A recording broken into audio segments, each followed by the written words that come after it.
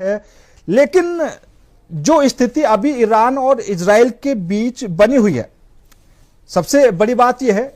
विपिन शर्मा जी आपसे सवाल लेना चाहूंगा कि अगर किसी को पता हो कि सामने वाला ताकतवर है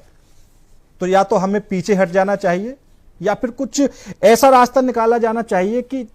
भाई अपना तो नुकसान हो ही रहा है लेकिन अपने लोगों का नुकसान ना हो। आखिर क्या वजह है कि इजराइल और फिलिस्तीन की जंग में ईरान बीच में कूद गया?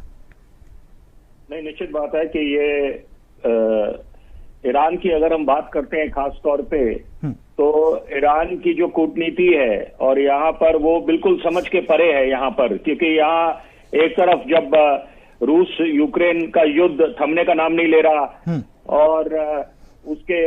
साथ साथ ही यहाँ पर इजराइल फिलिस्तीन का युद्ध चली जा रहा है, और तो यहाँ पर ईरान का बीच में आना एकाएक, और यहाँ पर क्योंकि पहले भी ईरान की तरफ से कई बारी धमकियां मिली थी इजराइल को, तो यहाँ पर अब जो ये 5-6 दिन से ये जो आपस में जो घमासान मचा हुआ है, ये युद्ध वाली स्थिति बनी हुई है इस समय, तो ये निश्चित बात है कि ये इससे खतरा ये भी बढ़ जाता है कि क्या हम तीसरे विश्व युद्ध की तरफ बढ़ रहे हैं। बिल्कुल, क्योंकि देखिए पहले जो भी 2 विश्व युद्ध हुए हैं उसके पीछे अलग अलग कारण रहे हैं, लेकिन यहाँ पर क्या ईरान कारण बनेगा तीसरे विश्व युद्ध का? क्योंकि यहाँ पर जो इजराइल फिलिस्तीन का युद्ध या रूस यूक्रेन का, उसके बीच में मध्यस्थता की बात थी, और डोनाल्ड ट्रंप ने, क्योंकि जब बतौर राष्ट्रपति उन्होंने कार्यभार संभाला और अमेरिका के 47वें राष्ट्रपति बने, तो वहां पर बिल्कुल उसके पहले भी चुनावी मैदान में जब उतरे थे, वोटर्स के बीच में जब जाते थे, आश्वस्त करते थे कि वो इतने सक्षम है और वो क्षमता रखते हैं कि यूक्रेन और रूस का युद्ध चंद घंटों में खत्म कर सकते हैं, आपस में रजामंदी ला सकते हैं इन दोनों मुल्कों के बीच। तो लेकिन वो असमर्थ रहे, तो और यहाँ पर उनके अंदर खाने यहाँ पर एक जो घमासान की स्थिति बनी हुई है। अब लॉस एंजलिस की बात करें या इलॉन मस्क के साथ जो उनके सलाहकार थे, वो बिल्कुल एक बागी तेवर अपनाए हुए हैं। तो यहाँ पर मुझे लगता है, और ऊपर से साथ साथ G7 के समिट में बीच में एकाएक आ जाना, उधर से फ्रांस के राष्ट्रपति क्या बयान करते हैं, फिर उनके उस बयान का जो खंडन करते हैं डोनाल्ड ट्रंप, तंज कसते हैं, तो अपने आप में इसके काफी महीने निकाले जाएंगे। लेकिन देखिए 100 बातों की एक बात है कि ईरान, क्योंकि अगर पहले भी देखा कि जब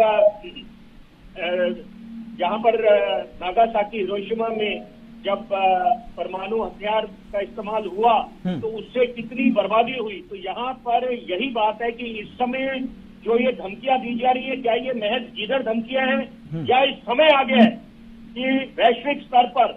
जितने बड़े मुल्क हैं वो आए और कुछ ऐसे पुख्ता कदम उठाए जाए ताकि ये जो धमकियां देते हैं और एक दूसरे को घेरने का। पाकिस्तान की बात करिए, ज्यादा दूर जाने की क्या आवश्यकता है कि हमारा दुश्मन नंबर 1 चीन है, दुश्मन नंबर 2 पाकिस्तान है, और पहलगाम की ये जो रहते सैलानियों को जो मौत के घाट उतारा गया, उसके बाद जिधर धमकियां दी पाकिस्तान ने, ये भूल गए कि पाकिस्तानी डीजीएमओ ने हिंदुस्तान के डीजीएमओ को फोन करके ये युद्ध विराम कराया, नहीं तो ऑपरेशन सिंधु तो बिल्कुल अपने अंजाम तक पहुंच रहा था। और बहुत बखूबी हमने यहाँ पर पाकिस्तान में जो हमलावर हो गई थी हमारी सेना, जो शौर्य दिखाया था, तो बिल्कुल दुश्मन को दिन में तारे दिखा दिए थे। तो यहाँ पर अब ईरान के देखिए, कोई भी मुल्क इस समय जो अरब वर्ल्ड है खास तौर पे, मैं उसकी तरफ थोड़ा सा संक्षेप में बोलना चाहूंगा, वो भी डिवाइडेड है। कि ईरान को ऐसा लग रहा था कि अरब वर्ल्ड उसके साथ खड़ा होगा, मिडल ईस्ट, तो वो ऐसी वाली परिस्थिति नहीं है। तो यहाँ पर देखिए, ये किसी सदी है, मुल्क सब समझते हैं कि यहाँ पर उनकी जिम्मेदारी उनकी जनता के प्रति है,